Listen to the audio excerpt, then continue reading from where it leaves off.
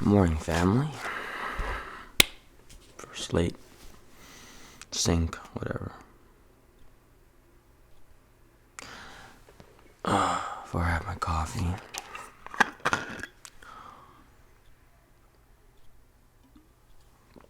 It's a little bright.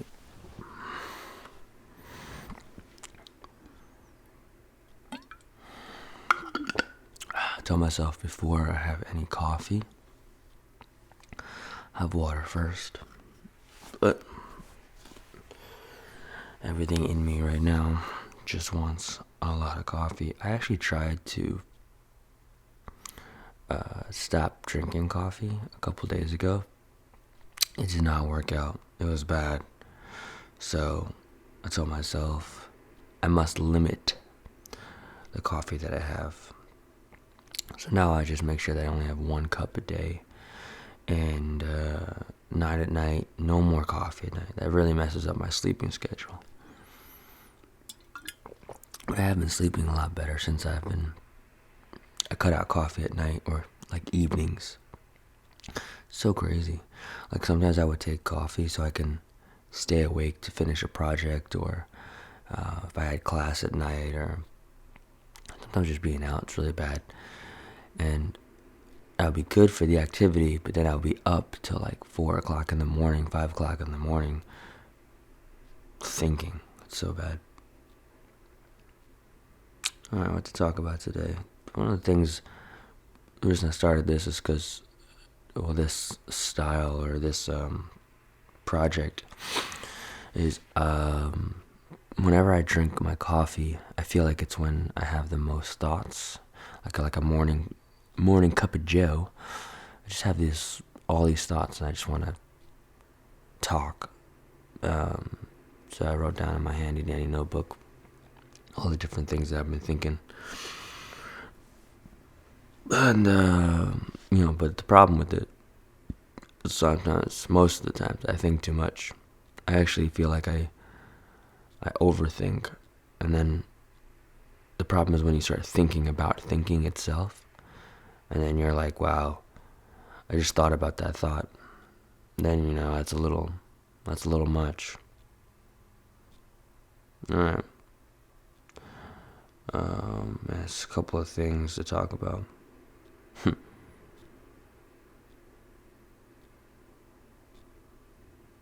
Oh, this is a good one.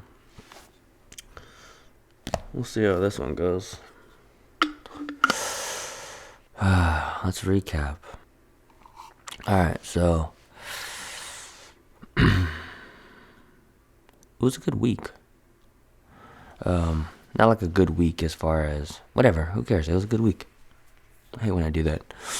When I say it was good and I take it away from myself, like it's a bad thing to have a good experience, No, it was a good week. I actually I booked my first acting project for 2022, and it's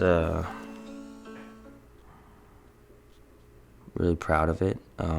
It's actually the first project that I booked that is like, I'm not background.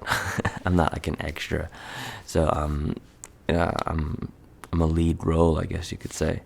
It's a play, and I told myself I wanted to do more theater for like the real training. It's very in the moment. So even if you mess up, you gotta improv, or you gotta keep going. Like the show must go on. So it's a thing that I've been telling myself I've been wanting to do for probably over a year now, and it feels good. And then I auditioned for this short film, and as I auditioned for it, they really liked me, that they asked me to audition for a couple other parts too. And that was nice. I don't know if I'll get it or not, but if it felt really nice for the experience. And I told myself, going into this craft, I didn't want to do acting for the wrong reasons. I wanted to get myself to a place where I genuinely want to act, really enjoy the craft, but also respect the craft. told myself that if I get into this for the concept of fame, that I'm gonna fail, and maybe that's a wrong statement, but this is a very tough career to get into. A lot of rejections, a lot of failures, a lot of setbacks.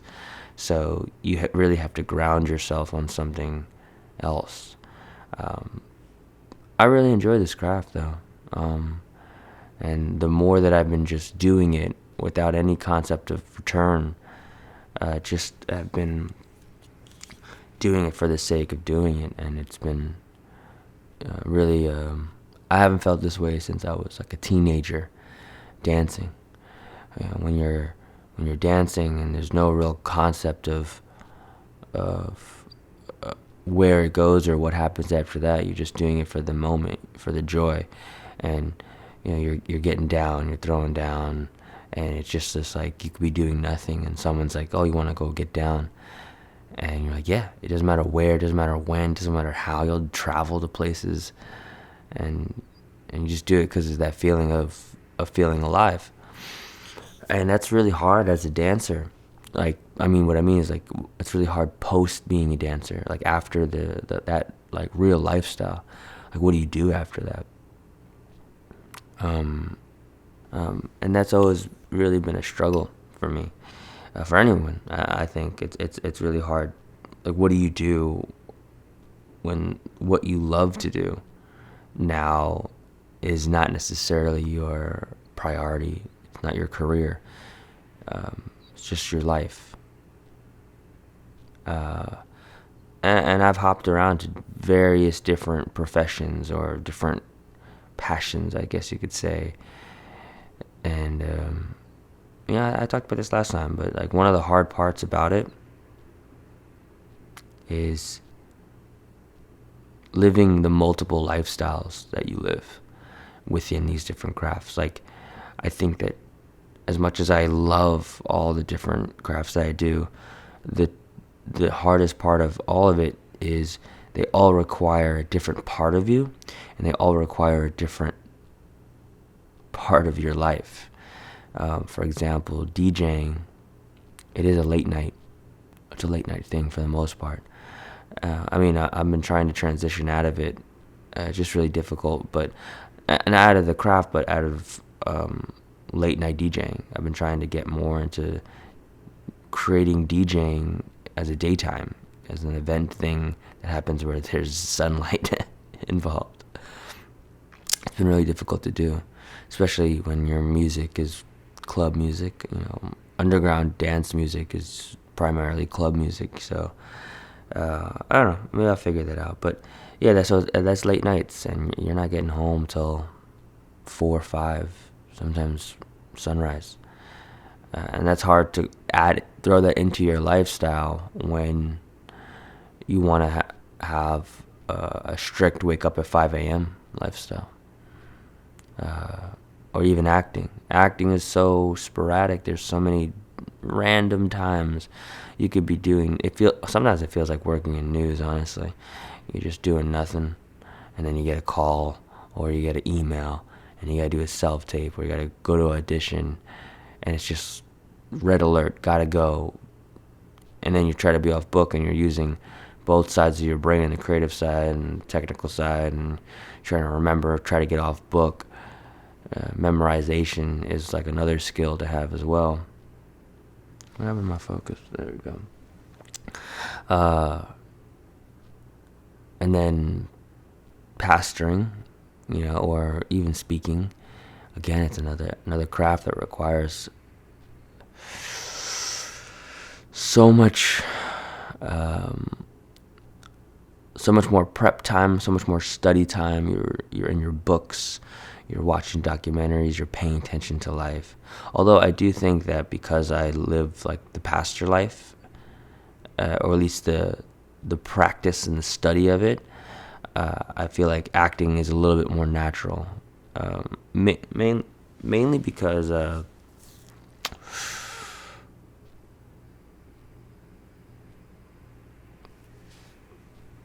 I feel that pastoring is so much less about trying to get people to a place, and more about helping people in this present time.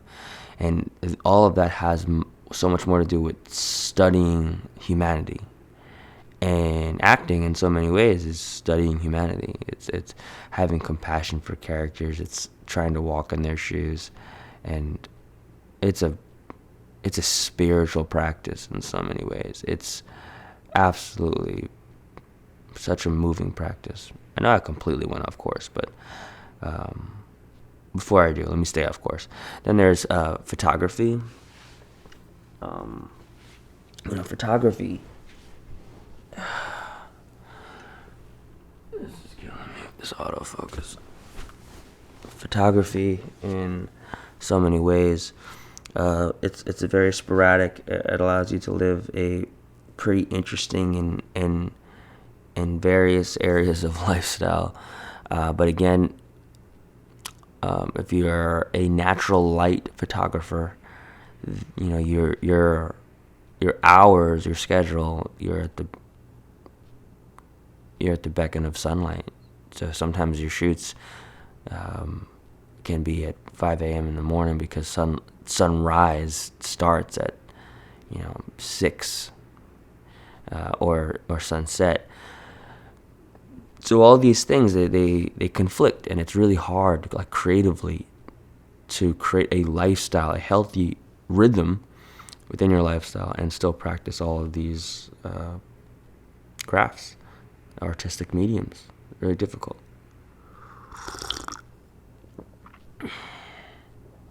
One of the things I've been struggling with, actually, has been a fitness schedule. So, the thing about a dancer is a dancer always has to match their physicalities. I mean, honestly, based off of functionality and movement. So it's not like how big you are, what the physique is, like all that, whatever. It's great, but none of it actually matters. And it's crazy. None of it actually matters if you can't move, if you can't function. But then for acting, there's this gotta look good, gotta be in shape, gotta look camera ready. So trying to find the balance of those two worlds is really difficult too, because you want to look in shape. And not to say that you can't be in shape if you're not doing functional stuff. That's one of the reasons I practice functional patterns, or I implement a lot of the theory and practice within my workouts. But even that, trying to wake up early in the morning and grind and work, there's like a lot of, man, I did not plan this shoot well at all. I really thought that I was going to shoot this at like early. That did not happen. But should I fix it? Let's see. Yeah, I could just do that. Let me block it real quick. Alright, that kind of helps. Put a little flag there to stop some light. Whatever. Again, planning your schedule around the light.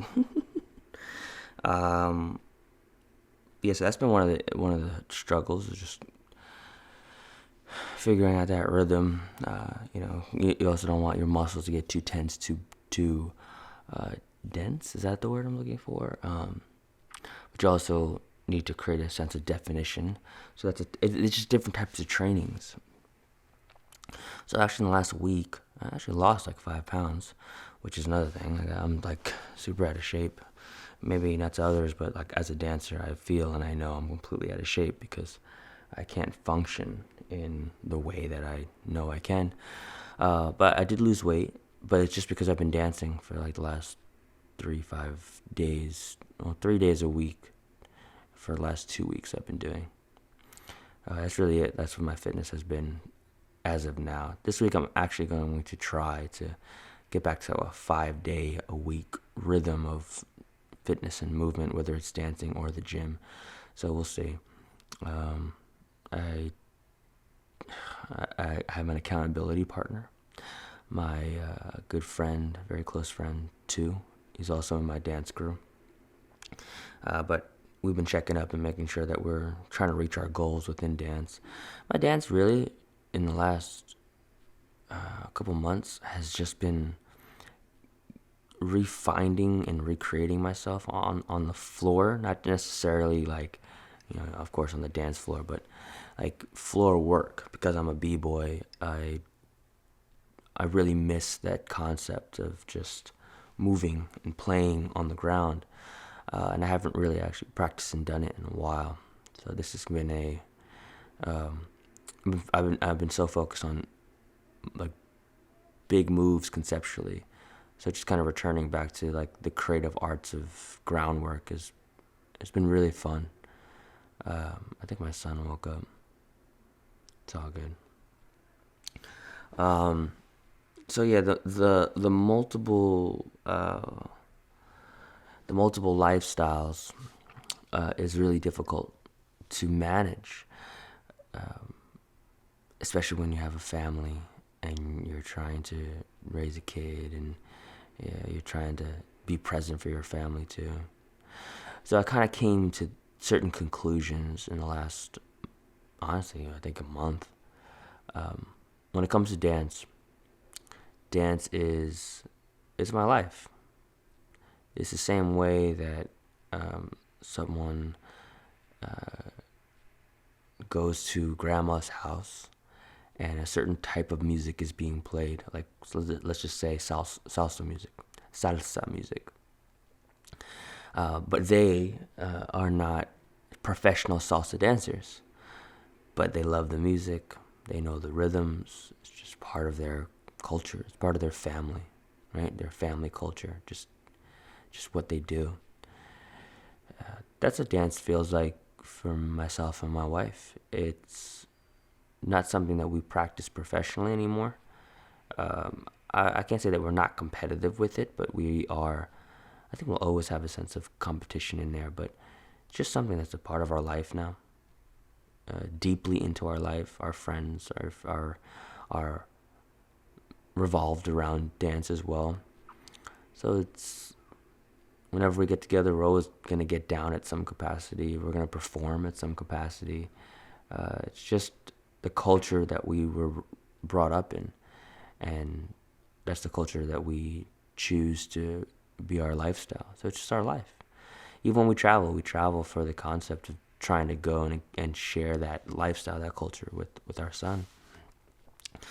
So it's just our life, which is nice because I could take the pressure off of dance for it to be so, for it to be something that it isn't. It's just something that we thoroughly enjoy, something that we love. But just because you love something doesn't mean that you have to do it professionally. And that feels good to have that realization. I always try to even tell my friends, you got to put things in its place, and dance will forever be in my life. I guess you could say it's not the front seat, it's not the back seat, it's not the passenger seat. It's the vehicle that I get to experience life in. And hopefully, and which it has, dance is taking me to a lot of places in life, and I hope it continues to do so. Tell my wife something. Feel free to interrupt me if you need to. I'm just recording.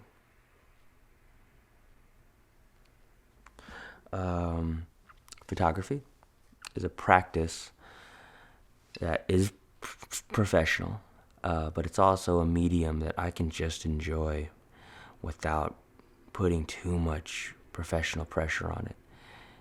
It is a craft that I actually picked up later in life. I didn't necessarily go to school for it. Come on, focus, you could do it. It's not a practice that I necessarily went to school for. It's something that has a lot to do with film, because I did go to school for filmmaking and video production. pictures, motion pictures. It kind of goes hand in hand. Framing, lighting is very similar. But it's a craft I picked up later in life, and I don't have to put this pressure on myself to be the greatest photographer. I can passionately enjoy and thrive within photography. I do think that I am a good photographer, and there's a lot of aspects of photography that I thoroughly enjoy, whether the world or social media does or doesn't matter. I love traveling and taking landscape photography or travel photography, street photography. I love portrait photography, and that's a big part of my business, portrait photography, product photography, because those are two genres of photography that, businesses need in a lot of ways. But I've been able to take the pressure off of it and just, as an artist, practice it for the growth and the craft of it. And it is part of my production, so I do promote it in such a way. But it's also, as a whole, I love taking photos of my family. I love taking photos of my friends. It's a craft that I've learned that I could just enjoy without any pressure on it. So I don't really have to create this crazy rhythm to get better at it. I just have to do it and continue to get better at it. And that actually feels really nice. It feels nice to come to that conclusion. DJing is something that I don't necessarily have to, again, it's not a career, it's just a big part of my life. But I also look at DJing as a piece of my pastoring journey. It's shepherding. It's bringing people together, people that would never talk or interact or maybe even ever be into, the same room. It's about social and financial, that's the word I'm looking for, social growth, having people that are in different financial classes connect, that never usually wouldn't. Someone that is from, lower middle class to someone that is upper class, and they can be in the same floor and their money doesn't matter. The kid that's sitting there and feels alone, doesn't have friends, and then now they feel the most important person in the center of the floor. This is how I grew up, ciphers, dance, and music. So again, it's a part of my life. It's just part of my culture, my upbringing. So I'm gonna always do it. May not do it professionally like others in the way that how it pays your bills or consistently. My hope is to continue House of Drums, the event that my wife and I do, in such a way that it becomes a part of South Florida culture. But also, I would love to throw a daytime event celebrating life with the music that I spin, which is Latin Afrocentric cultural dance music.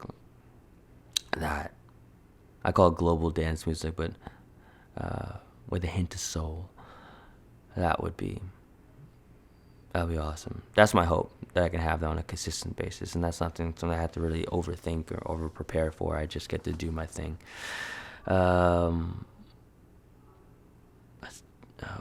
Pastoring, thing about it is it's just my life. Again, I don't have to overly study. I just have to study humanity.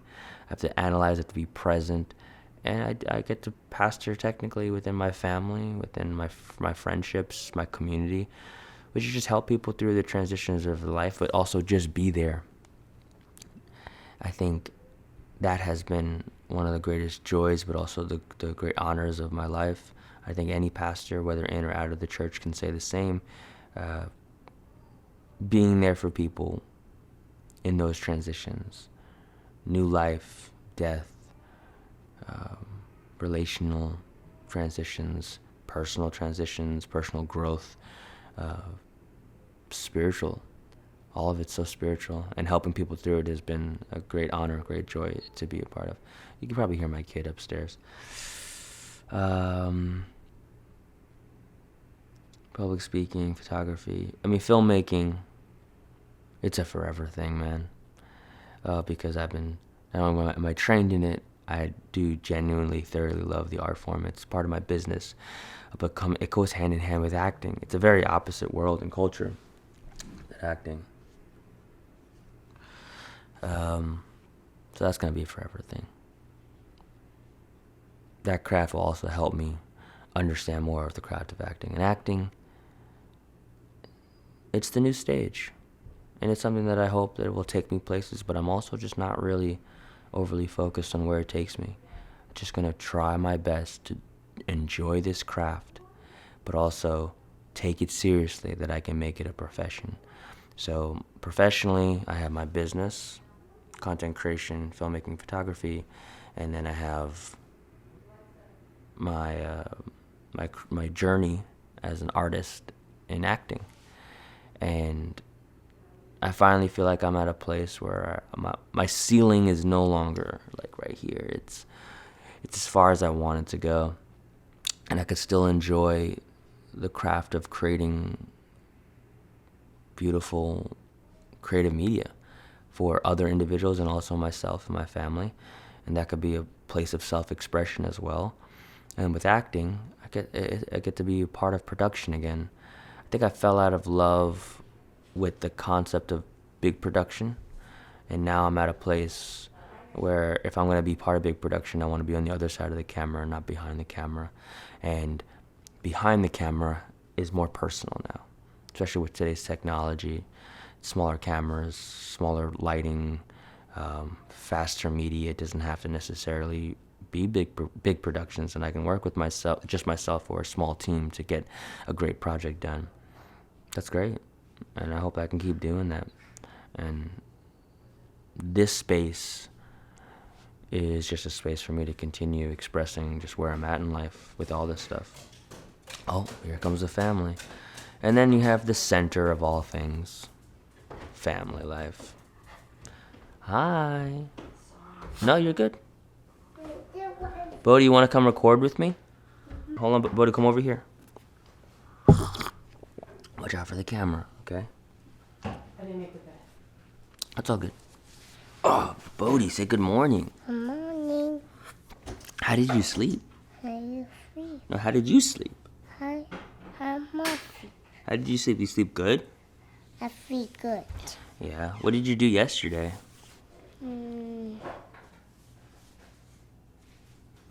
Say, we went to church. I went to church. Heartway celebrated their 6-year anniversary. And I played with all my friends. I went on my phone.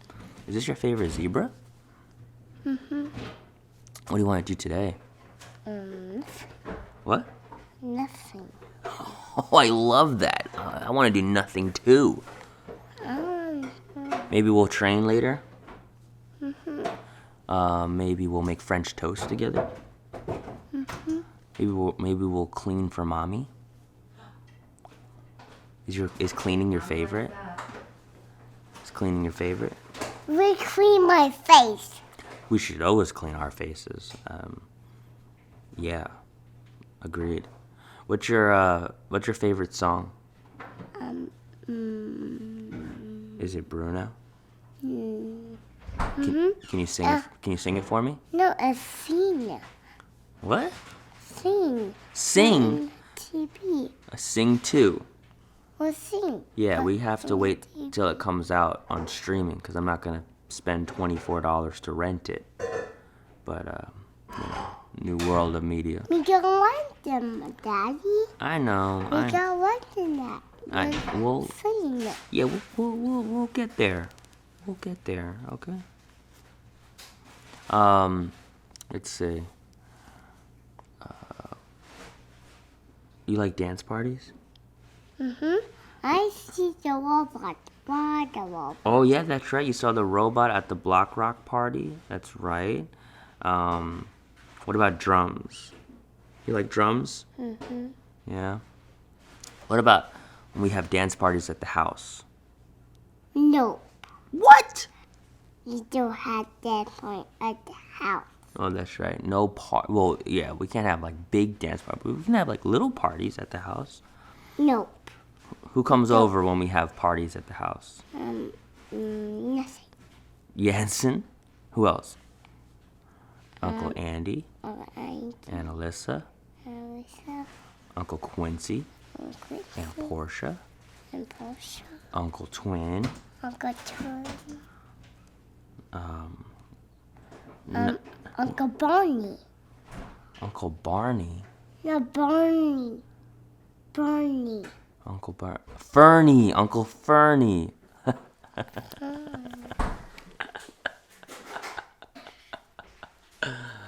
Oh, you're funny.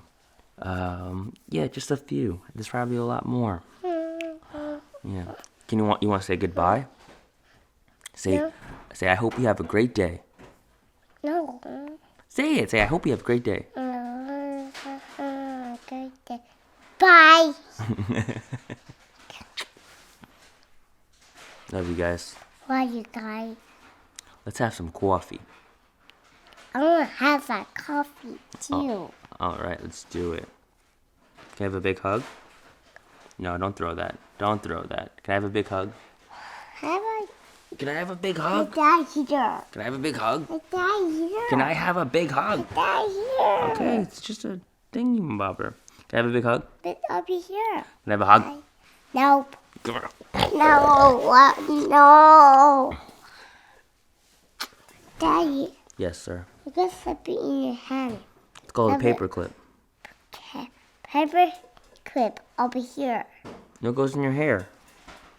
Hey, how come it doesn't fit in my hair? That's it. It doesn't go in my hair. And then there you go on your hair. Yeah, it doesn't go in my hair. All right. There go there. Blow kisses. Blow kisses. Go. Blow kisses. So be a scooch. Good. Look it. Good job. Look at this. Go Oh, my on. tummy. I'm hungry. Okay. My tummy. I'm hungry. Yeah, go over there. Get away from the ants. We gotta get all these ants out of here. Fruit ants. Apparently we dropped oranges. Okay. Love y'all.